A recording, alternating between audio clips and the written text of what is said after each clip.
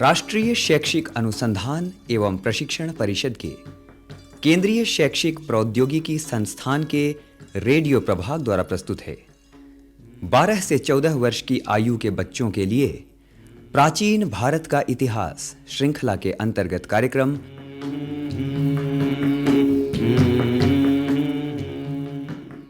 उत्तर वैदिक काल।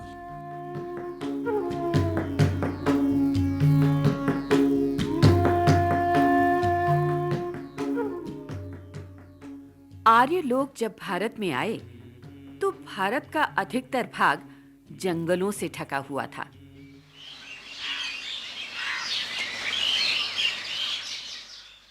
यहाँ कुछ लोग पहले से रहते थे।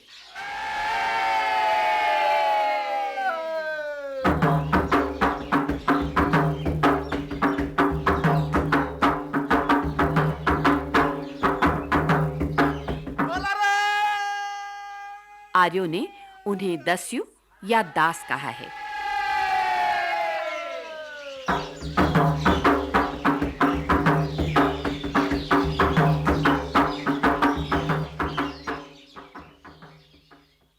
आर्य लोग मुख्यतः पशुपालक थे।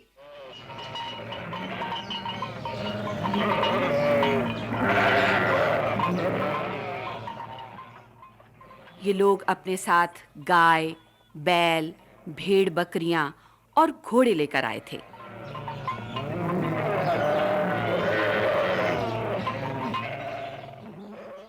आर्यजन पहले आज के पंजाब, हरियाणा और राजस्थान के कुछ भागों में आकर बसे थे। इस क्षेत्र में सरस्वती नाम की एक नदी बहती थी जिसमें सदा जल रहता था।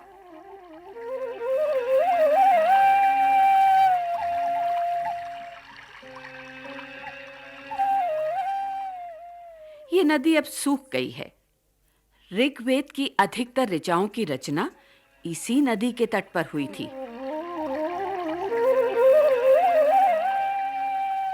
ओम भूर्भुवः स्वः तत्सवितुर्वरेण्यं भर्गो देवस्य धीमहि धियो यो नः प्रचोदयात्।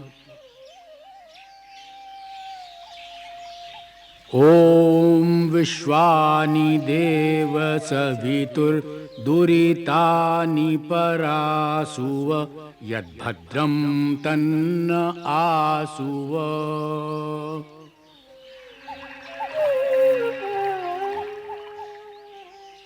ओम द्यौ शान्तिरन्तरिक्षगं शान्ति पृथिवी शान्तिरापः शान्तिरोषधयः शान्तिवनस्पतयः शान्तिर्विश्वे देवा शान्तिर्ब्रह्म शान्ति सर्वज्ञं शान्तिः शान्तिरेव शान्तिः सामा शान्तिरेधि। ओम शान्तिः शान्तिः शान्तिः। काफी समय तक आर्यों और दस्युओं का संघर्ष चलता रहा।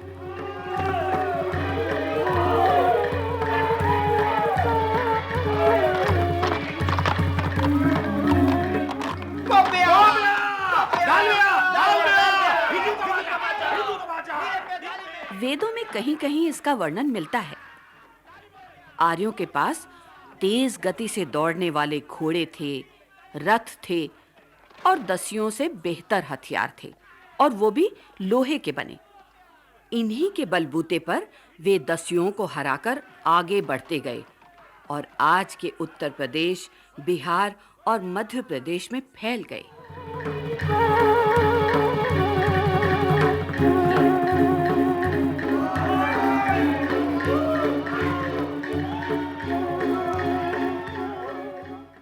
ये उत्तर वैदिक काल है।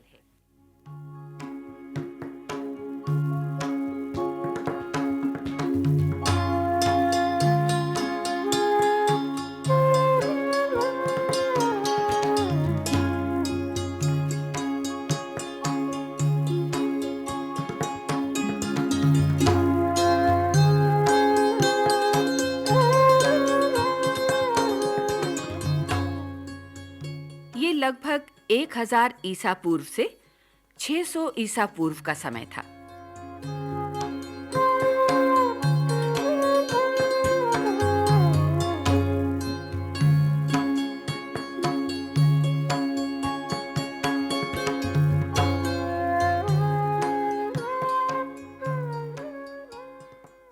इस काल में 10 युग घने जंगलों में सिमट गए। कुछ को आर्यों ने दास बनाकर अपने साथ रख लिया।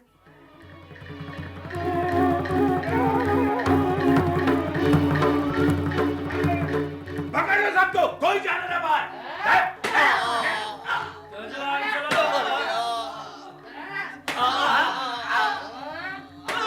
ठीक से।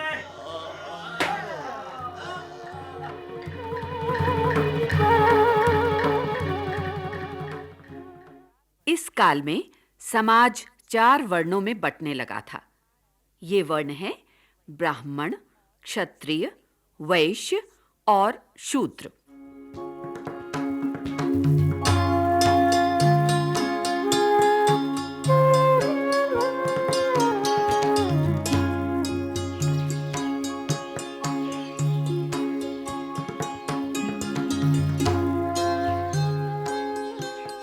सामवेद, यजुर्वेद और अथर्ववेद की रचना भी इसी उत्तर वैदिक काल में हुई।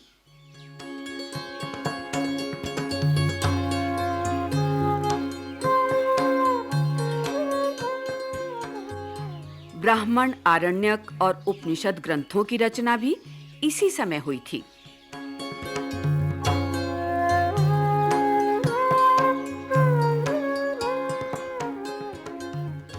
आर्यों का जीवन घुमक्कड़ी दशा से स्थायित्व की ओर बढ़ रहा था।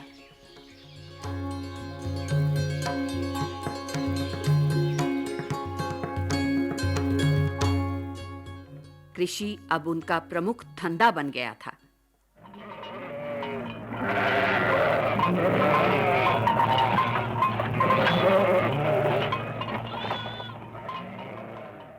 आइए चलते हैं उत्तर वैदिक काल के आर्यों की दुनिया में।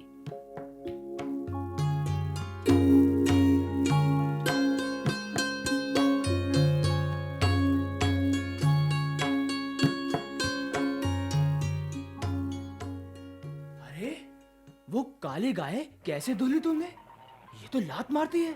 इसने मेरी काली और लाल दोनों मटकियां तोड़ दी हैं। हाँ। अरे धृताची, हाँ भैया। तू खड़ी खड़ी क्या कर रही है? जा दूध से भरी मटकी माँ को दे आ। अच्छा। अरे अरे अरे देवदत्त, तुम उस घोड़े को संभालो। अरे उसने खूंटा उखाड़ लिया है। नहीं तात, ये काम आप प्रभान को ही सौंपिए। मैं बकरी के इस नवजात बच्चे को संभाल रहा हूँ। अरे भाई, ये क्या हो रहा है आज?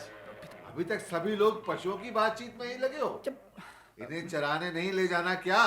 अब तो सूरज भी निकलने वाला है। अरे देवदत्त जी तुम्हारा वो नया खेत बनाने का काम पूरा हुआ या नहीं? पिताजी, बस थोड़ा सा ही काम बाकी है। वो उस खेत में बहुत झाड़ झंकार थे ना, तो उन्हें काटते काटते हमारी लोहे की कई कुल्हाड़ियां टूट गई। यज्ञदत्त उन्हें ठीक करवाने बढ़इयों और लोहारों के घर गया है। उसके आते ही हम खेत चले जाएंगे। ठीक है। और हाँ, तुम वो बड़े बैलों वाली गाड़ी भी ले जाना। जी पिताजी। उसमें रखकर कुछ शीशम के लट्ठे ले आना। ठीक है। टूटे बाड़े को भी ठीक करना है। कल वो काला घोड़ा वहां से निकल भागा था। जी पिताजी, गाड़ी तो हमने पहले ही तैयार कर ली है। अरे प्रवाहन, जी पिताजी। तुम मुझे बहुत सुस्त और ढीले लग रहे हो। वो पिताजी। अजीत और हरिराज भी ढीले हो गए हैं। तुम्हारे खेतों की जुताई भी अभी पूरी नहीं हुई। कुछ पता भी है? कार्तिक महीने के भी कुछ दिन चढ़ गए हैं। जी वो तुम्हारे चाचा के परिवार ने तो अपने खेतों में गेहूं और जौ बो भी दिए हैं। पिताजी, हमारे खेत भी गेहूं और जौ की बुआई के लिए तैयारी समझिए। बस 1-2 जुताई और करनी है। क्यों अजीत? हाँ हाँ पिताजी, इस बार मैंने बहुत ज्यादा काम किया है। और इस साल हमारी उड़द और धान की खेती बहुत अच्छी हुई है।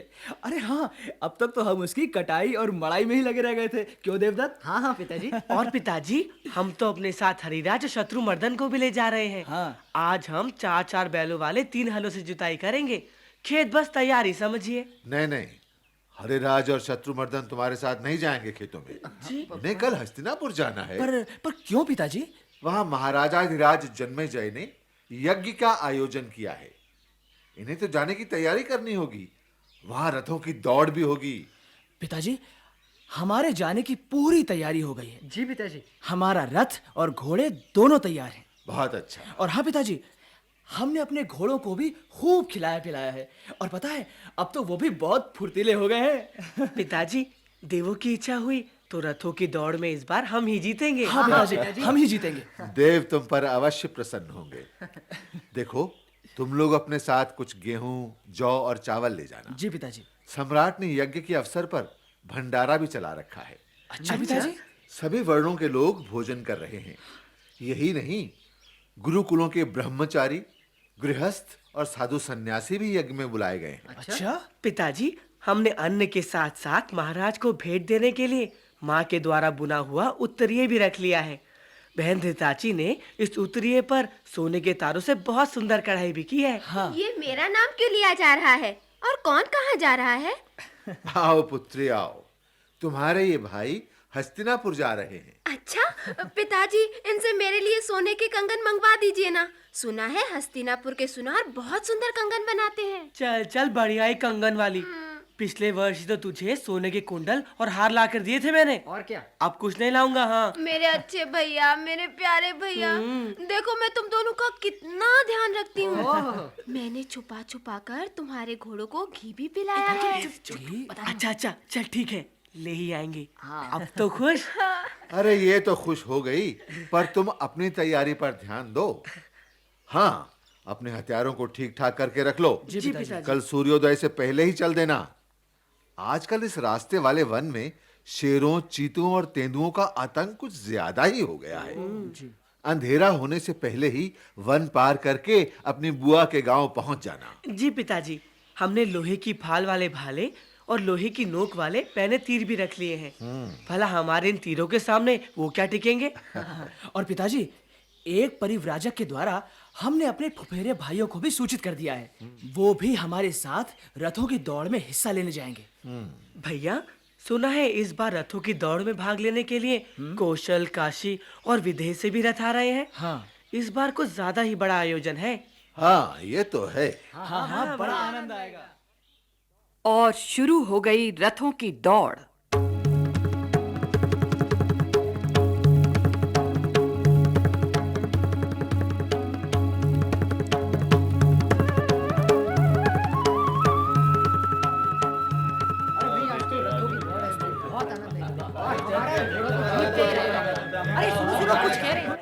इस बार तो हमारा रथ ही जीतेगा। अरे हमने भी पूरी तैयारी की है। याद है पिछले वर्ष रथों की दौड़ में कितना आनंद आया था। मित्र, क्या इस बार भी तुम्हारे गांव का वही रथ दौड़ाने वाला आया है? अरे नहीं भाई नहीं, इस बार दूसरा रथ दौड़ाने वाला आ रहा है। गांव में होने वाली प्रतियोगिता में तो उसने सबको पीछे छोड़ दिया था। चलो देखते क्या होता है।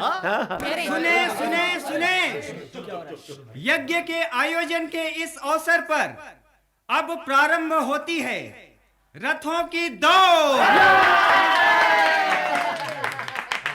अरे वो देखो क्या रथ की बांका दौड़ शुरू सजीला हो है। गई। अरे वो देखो तो रेस शुरू हो गई। अरे क्या बांके और सजीले सवार है। वाह वाह वाह वाह वाह वाह, देखो वो देखो बीच वाला रथ कितनी तीव्र गति से आगे निकल रहा है। वाह वाह, क्या रथ चलाता है। और दौड़ाओ रथ को, और दौड़ाओ। ये क्या, कौशल का रथ पीछे छूट गया। पीछे रथ आगे बढ़ रहा है। आगे बढ़ो, आगे बढ़ो। देव तुम्हारा प्रसन्न है। वाह, क्या घोड़े हैं। अरे वो देखो, विदेह का रथ अब पहुंचने ही वाला है। लगता है नहीं जीतेगा। वो पहुंच गया। जीत गया। धन्य हो। इस वर्ष के रथों की दौड़ के आयोजन में विदेह का रथ विजेता घोषित किया जाता है।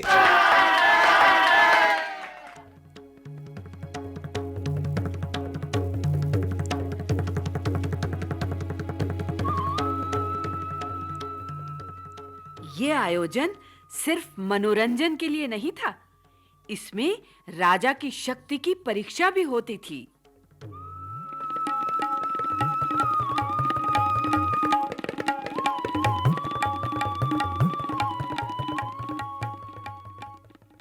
उत्तर वैदिक काल में राज्यों का विस्तार हो रहा था।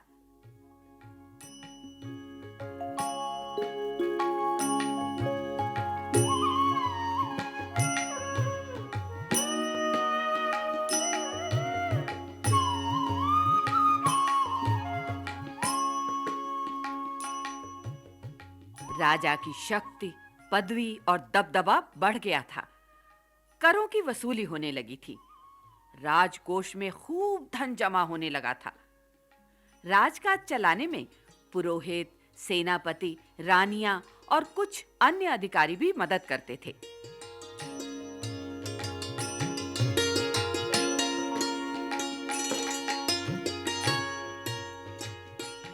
ग्राम पंचायतें प्रशासन संभालती थी। राजा को गांव से बड़ी मदद मिलती थी। उत्तर वैदिक काल में राजा की कोई स्थायी सेना नहीं होती थी। युद्ध के मौके पर गांव और कबीलों से लोगों को इकट्ठा करके सेना बनाई जाती थी। शिक्षा के लिए बालकों को गुरुकुल में जाना पड़ता था। गुरुकुल वनों के शांत और सुरम्य स्थानों पर बनाए जाते थे।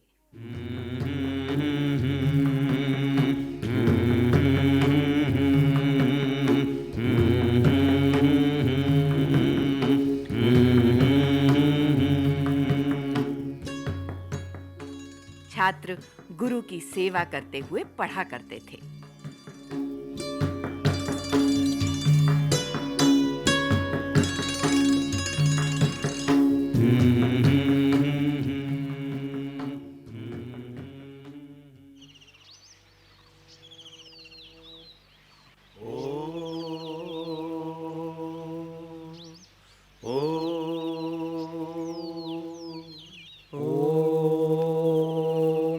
असतो मा सद्गमय ओम तमसो मा ज्योतिर्गमय ओम मृत्योर्मामृतं गमय। गुरुकुल के सभी ब्रह्मचारी मेरी बात को ध्यान से सुने, सावधान होकर सुने, क्योंकि मैं आपको एक बहुत ही महत्वपूर्ण समाचार दे रहा हूं। और समाचार ये है कि आज शाम तक आचार्य शाकल्य यहां पहुंच जाएंगे। उनके स्वागत का पूरा प्रबंध कर लिया गया है, ये तो आप जानते ही हैं। लेकिन उसी बात को दोहराने के लिए मैं यहां इसलिए उपस्थित हूं क्योंकि मैं चाहता हूं कि हमारे आश्रम की जो प्रतिष्ठा और परंपरा रही है वो सर्वदा बनी रहे। इसके लिए जरूरी है कि स्वागत कार्य के लिए जिस ब्रह्मचारी को जो भी कार्य सौंपा गया है उसे पूरा करने के प्रयास में तुरंत लग जाए। अंत में मैं धन्यवाद कहूंगा कि आपने मेरी बात को पूरी शांति से सुना और समझा। धन्यवाद। मित्र, कुलपति का आदेश सुना तुमने? कैसा आदेश मित्र? मुझे तो कुछ भी नहीं सुनाई पड़ा। मैं तो ब्रह्म सत्यम जगत मिथ्या में ही उलझा था कि आज एक और समस्या आ गई। गुरुजी कह रहे हैं पूर्णस्य पूर्णमादाय पूर्णमेवावशिष्यते, अर्थात पूरे में से पूरा निकाल देने पर भी पूरा ही बच जाता है। भोले ब्रह्मचारी, अब इस उलझन को छोड़ो और कुलपति के आदेश पर ध्यान दो और आचार्य शाकल्य के स्वागत की तैयारी में लग जाओ। सुना है आचार्य आयुर्वेद आदि अनेक विद्याओं के पंडित हैं। अच्छा? वे हमारे गुरुकुल में कुछ दिन रहकर छात्रों को इन विषयों की विशेष शिक्षा देंगे। अरे वो देखो कितना सुंदर घोड़ा है। अरे हाँ, चलो पास से देखते हैं। हाँ, चलो चलो। अरे ये देखो कितना अच्छा अरे घोड़ा है। वाह, हाँ, इसकी काठी तो देखो कितनी सुंदर है। इसे पकड़ लेते हैं। हाँ, इसे पकड़ लेते हैं। चलो चलो अरे वाह, अरे चलो इसे पकड़ लेते हैं। ये पकड़ा।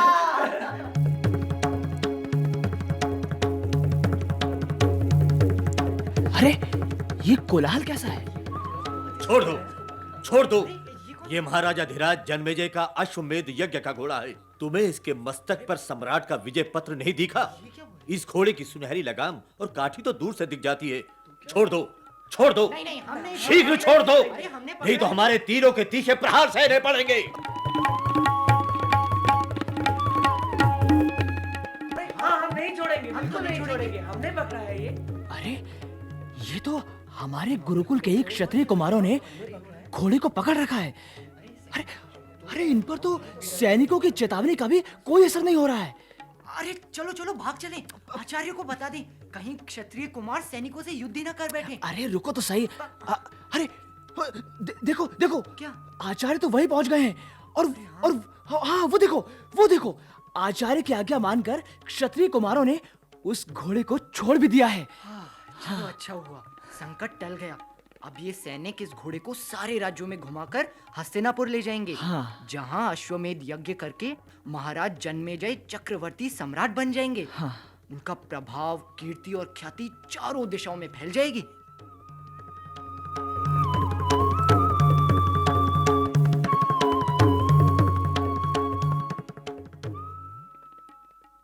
और इसी तरह राजा की शक्ति और सत्ता धीरे धीरे बढ़ती गई।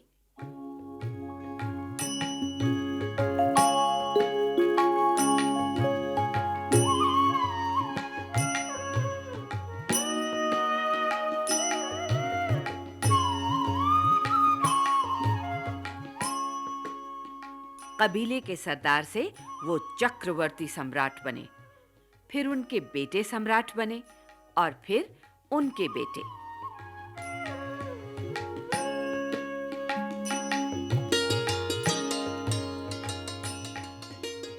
इस तरह राज पीढ़ी दर पीढ़ी चलता रहा। उत्तर वैदिक काल धीरे धीरे समाप्त हो गया और ये सम्राट एक काल को दूसरे काल से जोड़ते चले गए।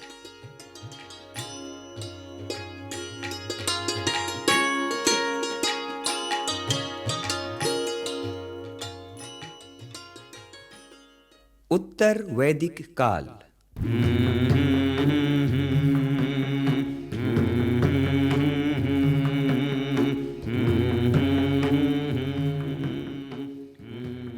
अभी आप सुन रहे थे ये कार्यक्रम। विषय संयोजन डॉक्टर शबनम सिन्हा, आलेख यशपाल सिंह, कलाकार मंजू मैनी, सुरेश शास्त्री, राम मैनी, सुरेंद्र सेठी, के.एस. पवार, कीमती आनंद, यमन कौशिक, प्रवीण शर्मा और आशीष बख्शी। संगीतकार राकेश पंडित, ध्वन्यांकन दीपक पांडे और बटेलैंग लिंगडो। निर्माण सहयोग वंदना अरिमर्दन तथा दाऊ दयाल चतुर्वेदी तथा निर्माण एवं प्रस्तुति अजीत होरो।